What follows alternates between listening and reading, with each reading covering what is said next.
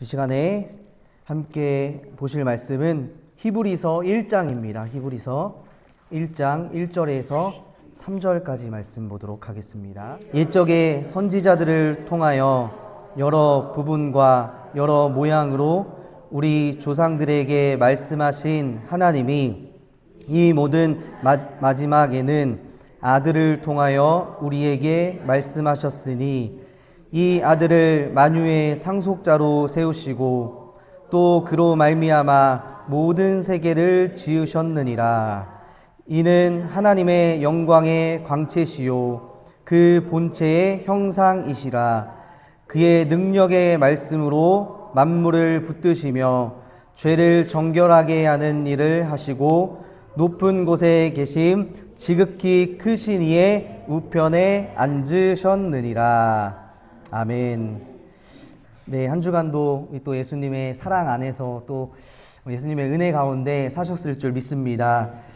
네, 오늘 히브리서의 말씀을 이제 지난번에는 히브리서 처음 들어가는 배경을 우리가 함께 알아봤고요. 오늘은 이제 히브리서 1장 1절로 3절 말씀을 통해서 사실 오늘 함께 나누는 말씀은 저보다도 여러분들이 더 많이 아시는 그런 말씀이에요. 우리 찬송가 아까 마지막에 불렀던 것처럼 예수님은 누구신가? 그 찬양 1절부터 3절까지를 불렀으면 예수님이 어떤 분이신지 이제 다 아는 거예요.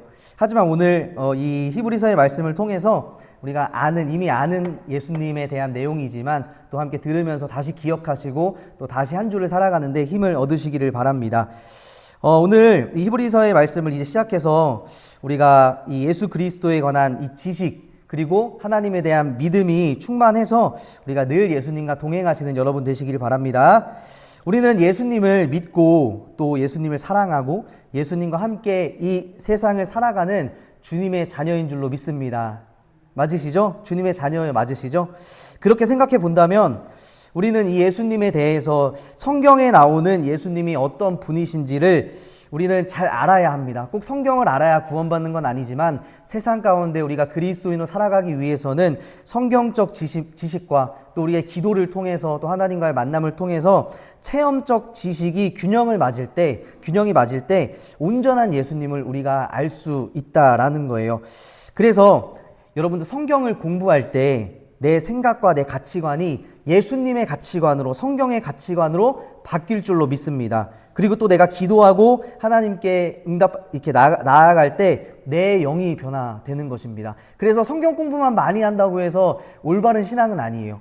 또 기도만 열심히 한다고 해서 올바른 신앙은 아닙니다. 이 두 가지가 함께 균형이 맞을 때 우리는 그리스도 중심적인 삶을 살아갈 줄로 믿습니다.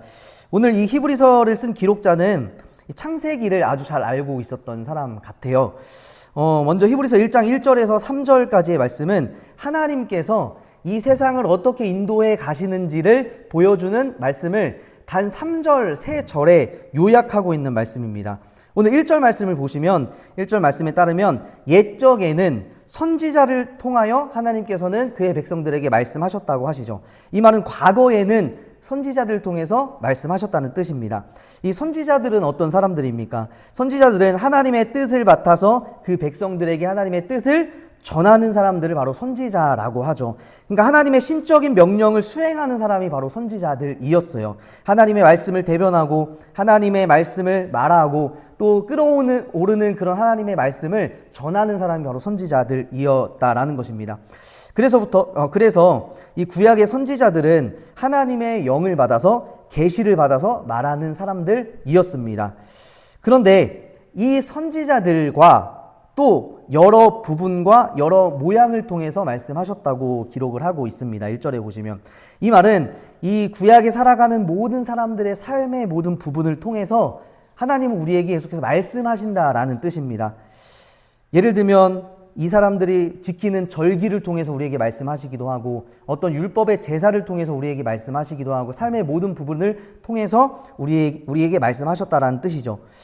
그런데 이 구약의 모든 부분과 모양을 통해서 말씀하신 하나님이 이제는 모든 날 마지막에는 마침내 누구를 통해서 말씀하신다고 성경에 기록되어 있냐면요.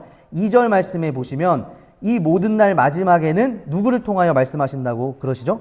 아들을 통해서 말씀하신다고 합니다. 이 아들은 예수 그리스도를 이야기하는 거죠. 그래서 이 히브리서를 이렇게 함께 읽어 나가실 때, 또 통독해 나가실 때 아주 중요한 것이 하나가 있습니다. 이 히브리서에서는 불완전한 것은 많다고 얘기를 해요. 그리고 완전한 것은 하나라고 이야기를 합니다. 그래서 많음과 하나의 대조를 계속해서 이어지고 있어요.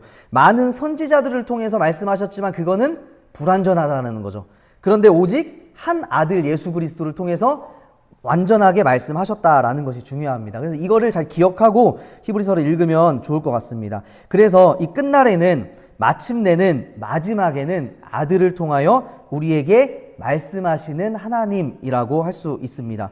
그렇다면 여러분, 예수님은 어떤 분이실까요? 예수님에 대해서 뭐 길게 이야기하는 것보다 여러분들 다 잘 아시니까 잠깐 짧게 좀 이렇게 살펴보도록 하겠습니다. 먼저 예수님은 성경 말씀, 히브리서의 말씀에 보면 만유의 상속자라고 이야기를 합니다. 모든 것을 받으셨고 상속받은 후계자가 바로 예수님이시라는 거예요. 만유를 다스리시는 자이시고 만유의 주인이 바로 예수님이라는 겁니다. 이 예수님으로 말미암아 모든 세계가 지어졌다고 성경은 말씀하고 있어요. 이 말은 창세기 1장 1절에 하나님께서 태초에 천지를 창조하셨느니라, 하나님의 창조하시는 이 말씀에 예수님도 그 창조의 시점에 함께 계셨다라는 말이 되는 거죠. 예수님을 통해서 이 세계를 지으셨다고 오늘 히브리서는 우리에게 알려주고 있습니다. 요한복음 1장 1절에 보면 이렇게 말씀하십니다. 태초에 말씀이 계셨는데 그 말씀은 하나님이시고 그 말씀은 예수님이시다라고 말씀을 하시잖아요. 그러니까 천지의 창조 시점에 예수님도 함께 계셨다라는 거예요. 그리고 3절 말씀에 보면 예수님은 하나님의 영광의 광채라고 이야기를 합니다. 이 말은 쉽게 말하면 하나님의 이미지라고 하는 거예요. 하나님의 형상, 하나님의 모습을 담고 있다라는 겁니다. 예수님은 하나님의 같은 형상이시고 하나님과 같은 이미지라는 거예요. 그래서 하나님께서 가지신 모든 것들을 예수님도 가지고 계시다라고 우리가 볼 수 있다라는 거죠. 그래서 우리가 예수님을 보면 누굴 보는 거죠? 예수님을 보면 하나님을 보는 겁니다. 보이지 않는 하나님을 우리는 예수님을 통해서 볼 수 있다라는 거예요. 요한복음 10장 30절에 따르면 예수님께서 이렇게 말씀하십니다. 나와 아버지는 하나라 하신대, 이렇게 말씀하세요. 우리는 예수님을 통해서 하나님을 경험할 수 있다라는 거죠. 두 번째로는 예수님은 그 본체, 하나님의 형상이라고 말씀합니다. 이거는 어떤 말이냐면 어떤 실체가 있는데, 하나님이 있는데 이거를 도장을 찍은 듯이 똑같은 모습을 가지고 있다라는 거예요. 우리 도장을 딱 찍으면 도장에 새겨진 모습이 종이에 딱 박히잖아요. 그런 것처럼 하나님의 실체를 딱 찍어 놓은 그런 예수님이라는 거죠. 세 번째로는 예수님은 능력의 말씀으로 이 모든 만물을 붙드시는 분이십니다. 이 말은 하나님께서는 만물을 다스리시고 인도하시는 분이라는 말씀입니다. 네 번째로는 예수님은 죄를 정결하게 하시는 분이라고 말씀을 합니다. 그래서 예수님을 통해서 우리의 죄가 깨끗하게 씻음 받았다라는 것이죠. 마지막으로 예수님은 지극히 크신 이의 우편에 앉아 계신 분이라고 말씀을 합니다.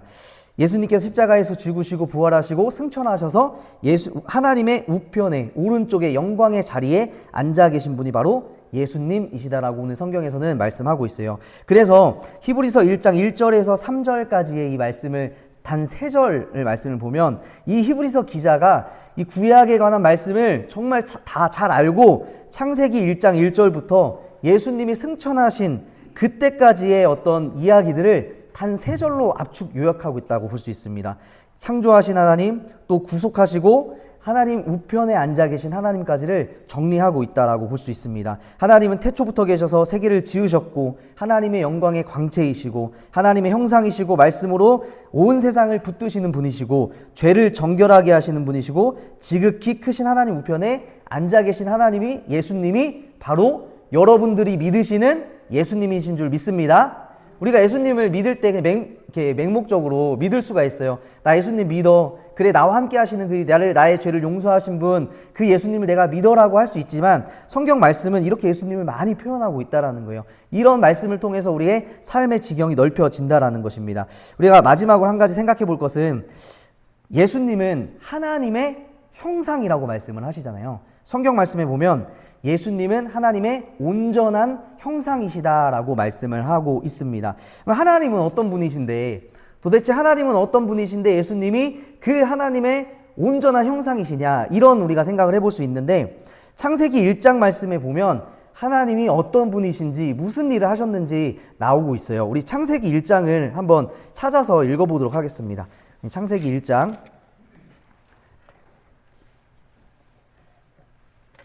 창세기 1장에 보면 제가 절을 말씀을 드릴게요. 눈으로 한번 따라 읽어보시면 좋을 것 같아요. 창세기 1장 1절 그리고 1장 11절에 보면 하나님은 창조하시는 하나님이세요. 창조. 세상을 창조하시는 분이십니다. 두 번째로 창세기 1장 5절에 보면 이름을 부르시는 하나님이세요. 하나님께서 해를 창조하시고 빛을 창조하시고 그것을 빛이라 부르시는 하나님이시잖아요.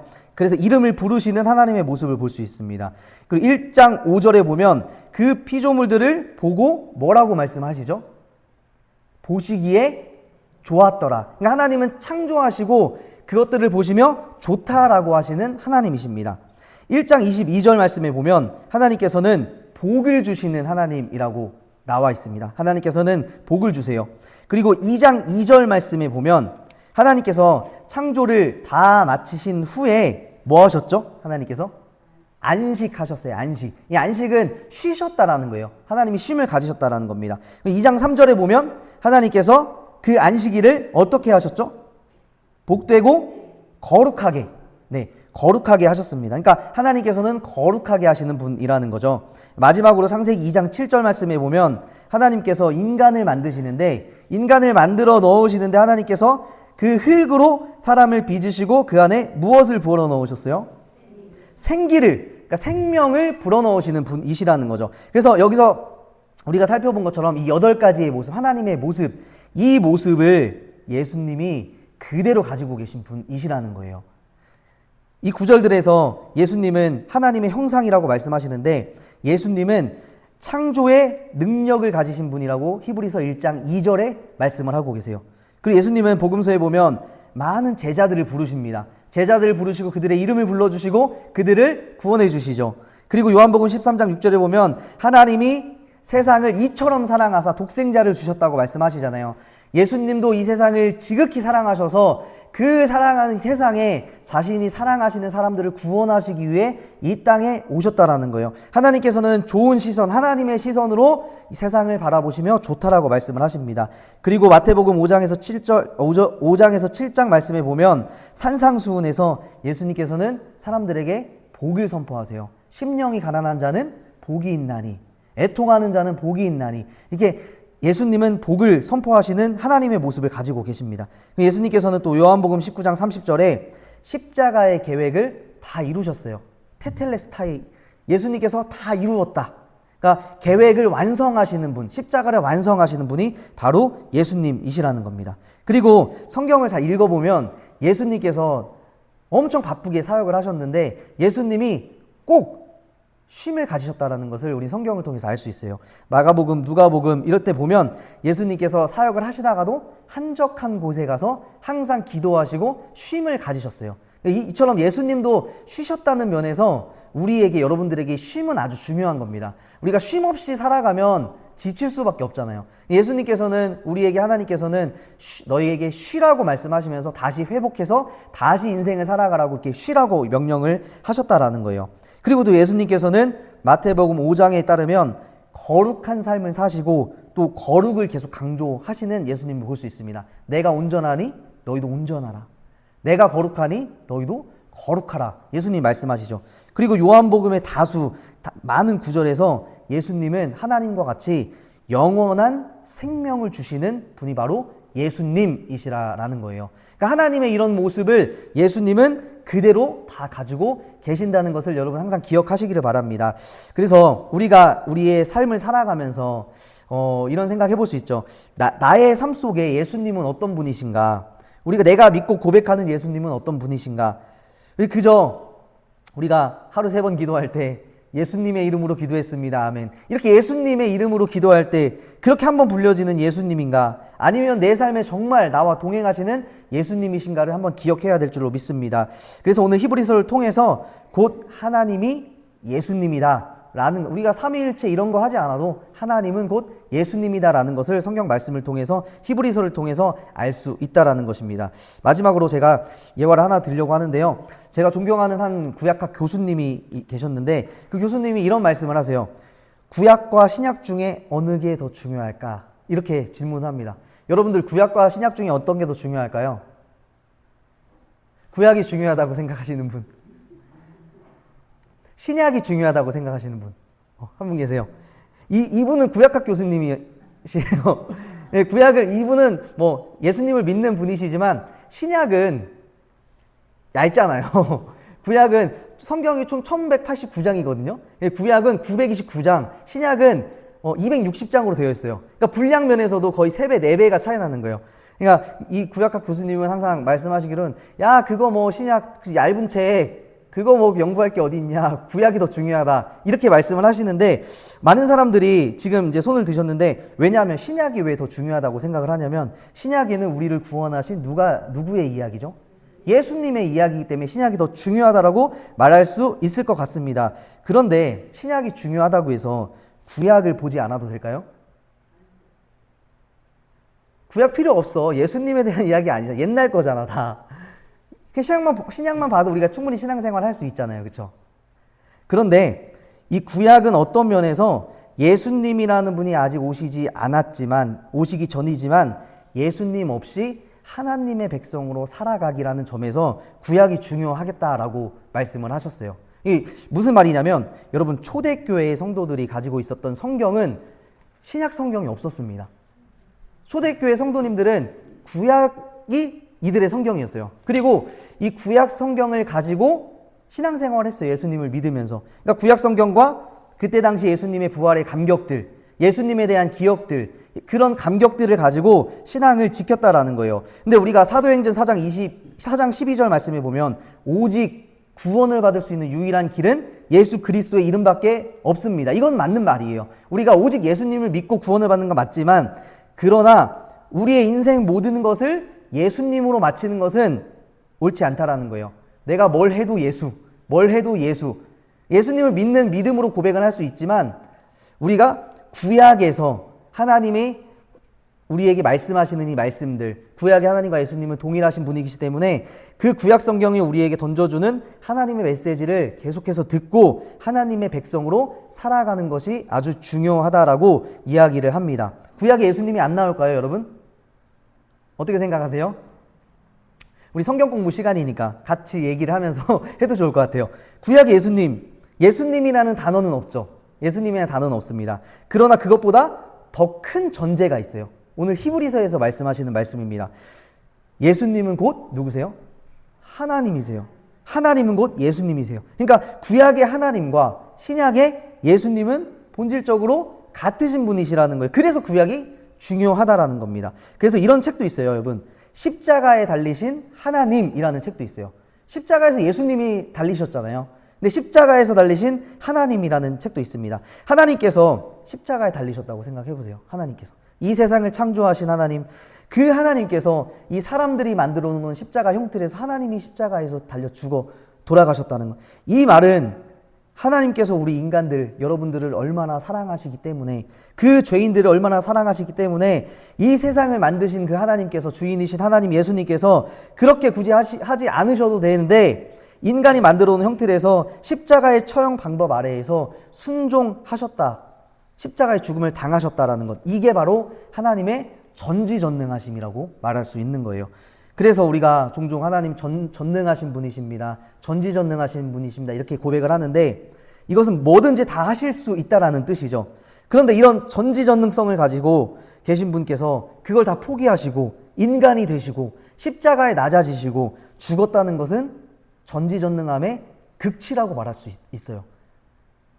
가장 뛰어난 일이다라고 말씀하시는 거예요. 그래서 여러분, 오늘 이 히브리서의 말씀을 통해서 늘 예수님을 기억하시기를 바랍니다. 이 오늘 말씀하신 그 예수님은 하나님과 동등하신 분이시고 바로 나와 함께 하시고 여러분과 함께 하시고 내 옆에 계셔서 우리 가운데 오셨다라는 것을 늘 기억하시기를 바랍니다. 요한복음 1장 14절 말씀에 말씀이 육신이 되어 우리 가운데 거하시니 라는 말씀이 있어요. 이 성경 말씀을 유진 피터슨이라는 번역 성경이 있습니다. 유진 피터슨이라는 목사님이 계신데 이 목사님 어떻게 번역을 하냐면 이렇게 이야기합니다. 말씀이 피와 살이 되어서 우리가 사는 동네에 오셨다, 이렇게 번역을 해요. 이 하나님께서, 예수님께서 바로 미도 아파트 여기 상가동에 오셨다라는 거예요. 미도 아파트에 오셨다라는 겁니다. 새벽 큰빛교회에 회룡역에 오셨다라는 거예요. 의정부에 오셨다는 거죠. 대한민국 땅에 오셨다라는 것입니다. 그렇게 생각하면 우리가 이제 예수님을 바라보는 관점이 바뀌겠죠. 우리 집에 오셨다라는 거예요, 예수님께서. 이렇게 생각할 때 우리는 예수님에 대한 감격이 다시 살아나야 할 줄로 믿습니다. 그래서 오늘도 우리와 가장 가깝게 계시는 이 우리 교회에 계시는 그 예수님을 늘 기억하시고 오늘 함께 나온 예수님의 이 모습들, 히브리서에 나오는 모습들, 또 그리고 8가지의 모습들을 꼭 기억하시면서 한 주간 살아가시고 힘을 내시고 주님 앞에 모든 것을 내어놓고 나아가는 우리 모두가 되길 주님의 이름으로 소망합니다.